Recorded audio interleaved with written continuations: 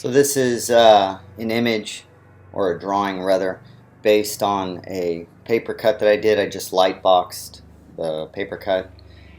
Usually if I'm going to go start to finish in watercolor, I'll do a drawing specifically for the watercolor, but I already had this paper cut drawing done, so I just utilized it.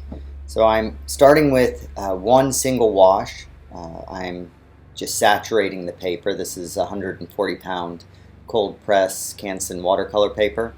I'm trying to get every color that I'm going to be using for this image into that first wash. I'm not really trying to make anything nice or neat at this stage. I'm just kind of blobbing things in there, knowing that I'm going to kind of push the values darker. One of the things that I'm trying to do is I'm trying to keep the highlight areas, at least the areas that I know will be highlighted, free of any pigment. So this right here is the second wash. I'm again just blocking in value and shapes.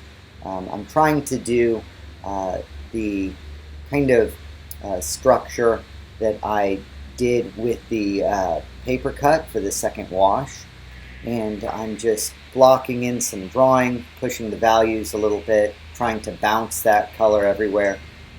Usually at this point, you start to see the drawing take shape.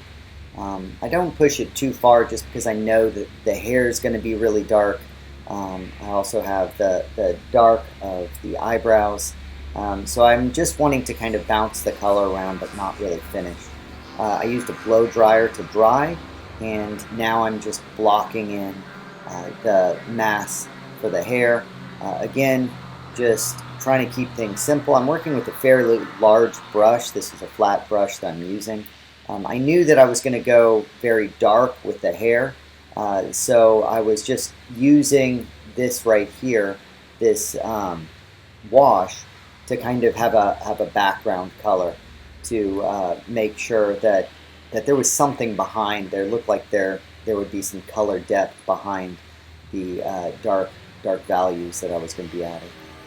Now this is the important steps. This is where things kind of either come together or they fall apart. I was working with a fairly small brush. It was a Winsor & Newton. I believe this was a number 3 or number 4 watercolor brush, and I was just kind of chiseling out the eyes, working into the shadows of the face. I was looking closely at the photo reference, trying to make sure that the likeness was right.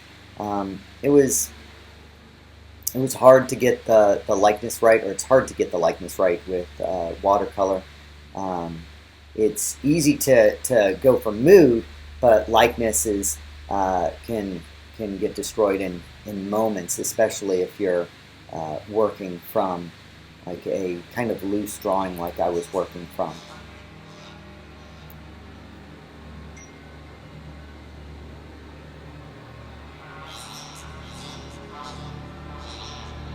Just trying to get the color a little bit more intense underneath the eyes, on the forehead, wanting to bounce that color around, and also separate his shirt from the actual jacket.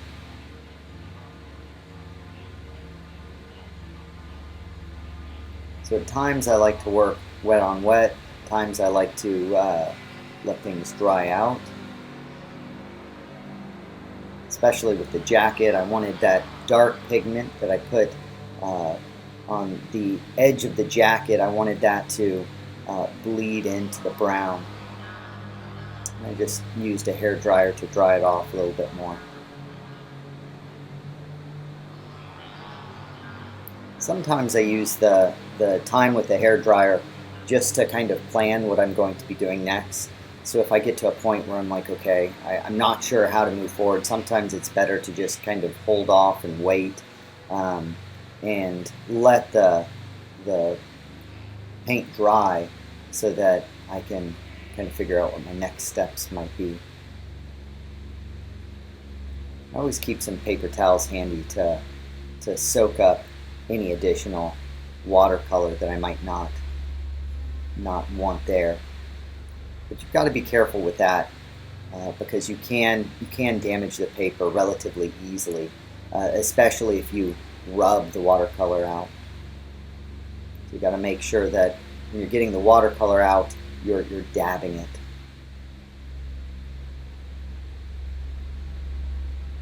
So right here I'm going in with a black India ink, and I want it to really go dark with the hair and just a little bit of the eyebrows.